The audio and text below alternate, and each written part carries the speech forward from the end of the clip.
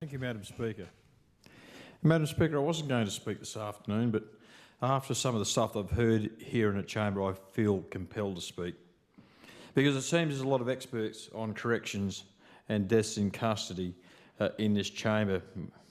But I sort of wonder how many people have actually worked in that system and been involved in deaths in custody. And sadly, I can stand here and say that unfortunately I have been. Also, Madam Speaker, I will not stand here and be lectured by the member for Daly on harassment and intimidation, because those of us who were here in the last Assembly are well aware of the things that took place one evening outside this Parliament House, and for him to come in here and claim that is absolutely hypocritical. But I'll talk about a couple of things here particularly. Order. No interjections, please. There was a comment that the police were untrustworthy, and the leader, the deputy leader, got pretty upset about that.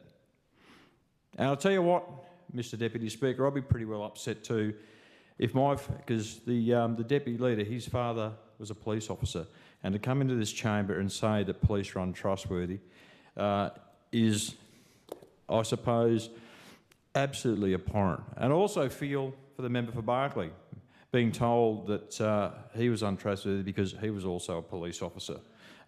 It's absolutely disgusting. Our police officers are pillars of our community. They're the people who keep us safe. And of course, there's also an adage for prison officers as well, is they face what you fear. And as the deputy leader specifically stated, our police officers run into danger when everyone else is running away from it. So to call them untrustworthy is completely and utterly disgusting. But also, I just need to touch on a couple of things, because I was a little bit worried about the commentary from the member for Daly, because he was making commentary about a death in Alice Springs, and I'm not going to talk about it because I want to make sure that I don't prejudice that ongoing investigation, because he spoke about the police involvement in such a way that could be seen to be prejudicing that ongoing investigation in Alice Springs. And that is very, very concerning, Mr. Deputy Speaker, when people here in this Parliament are making comment about actual ongoing investigations and, of course, speaking ill of people involved in those investigations does have the opportunity to prejudice that ongoing investigation. I think the member for Daly needs to take that very much into consideration around his comments. But I'll talk about the Royal Commission to Aboriginal Deaths in Custody, and I'll talk about specifically corrections. And we know that the 87 Royal Commission was absolutely and desperately needed, and I'll back that in.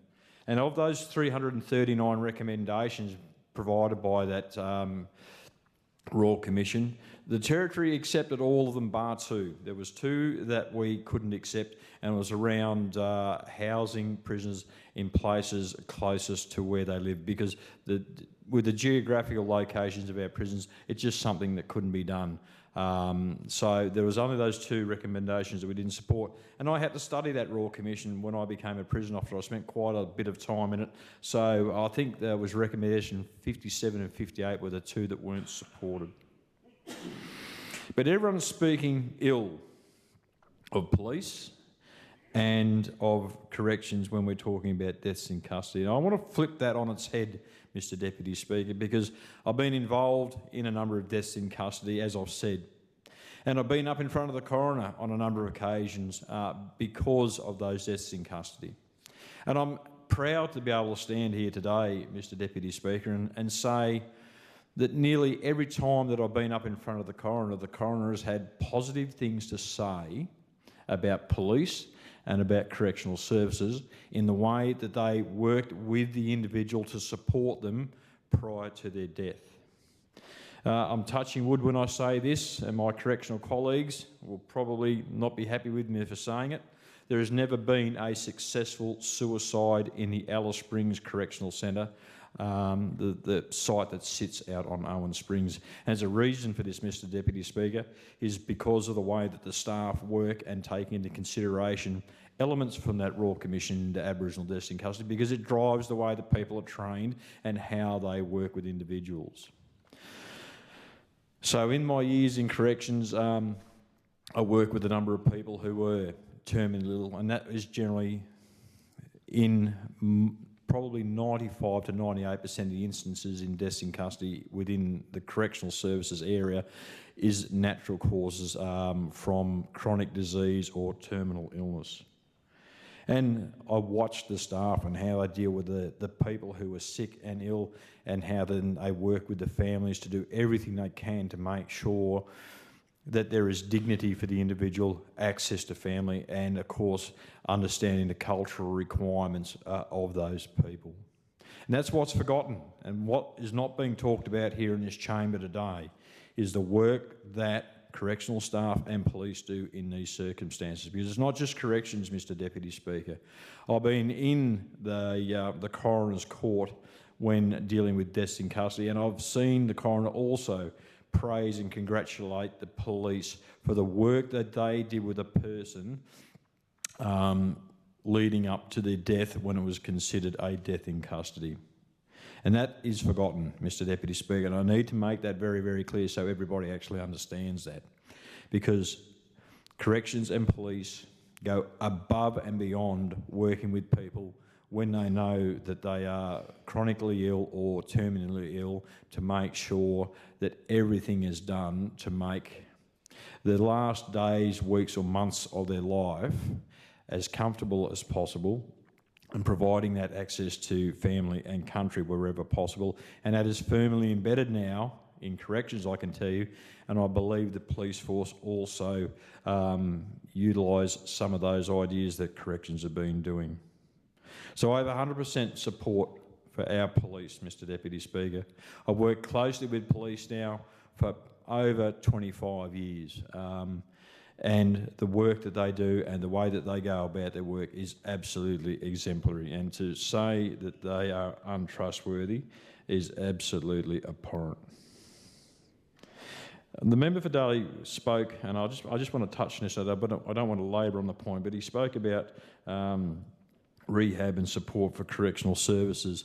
And we're turning that around as a CLP government, because I can tell you now, Mr Deputy Speaker, because I was in corrections when it happened, Labor was sending corrections backwards, and the rehab and support just wasn't there. And it's one of the reasons I ended up in this chamber. I watched the work that we did for a number of years to turn corrections around, to start driving the employment, education, vocational educational and programming opportunities for people to make them better when they got out. And Labor got into power in the end of late 2016.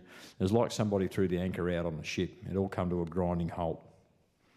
And that changed my focus. All the work that I've been doing for years and years and years in corrections was effectively stopped. All that positive work, Labor went to just a rack 'em and stack 'em model, and they weren't interested in doing anything else. And that was one of the drivers for me to be here in this chamber today, because I could see what they were doing and I didn't agree with it, and I wanted to get out and be able to do something and make a difference to what was happening in correctional services. I'm proud to be able to stand here today and say that we, as a Whanokiraro CLP government, are making those changes.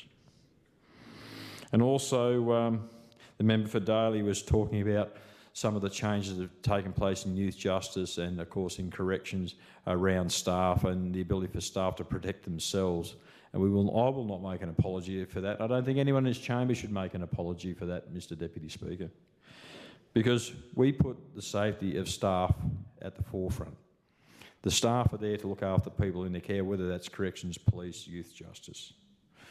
But previously, under the last government, staff became punching bags. The laws were changed, the acts were changed, and legislation were changed in such a way that disempowered the staff, and they effectively become punching bags. And I'm proud to be able to stand here today and say that those laws were changed to protect those staff, to give them the protection so they can go to work safely and come home safely, because everyone seems to forget about that. Those staff need to go to work safe and come home to their families safe. But I just wanted to put on a record, Mr Deputy Speaker, of the positive work done by police and corrections in working with people who are ill, who are suffering chronic illness or chronic disease, or dealing with deaths in custody, because everyone's very, very quick to criticise. Nobody sees the other side. And I'm glad to be able to stand here today and be able to provide some of that commentary from the other side, because it is very, very quickly forgotten about. Everyone is very, very quick to demonise everybody else, and that needs to stop. And as the deputy leader said, we need to consider the issues for the people who are dealing with those things when we see a death in custody, when people have to respond and deal with those things. It's very, very traumatic, and it takes a huge toll on that person, then a huge toll on their family and the larger workforce. And again, people are very, very quick to forget about that, and they shouldn't. Thank you, Mr. Deputy Speaker.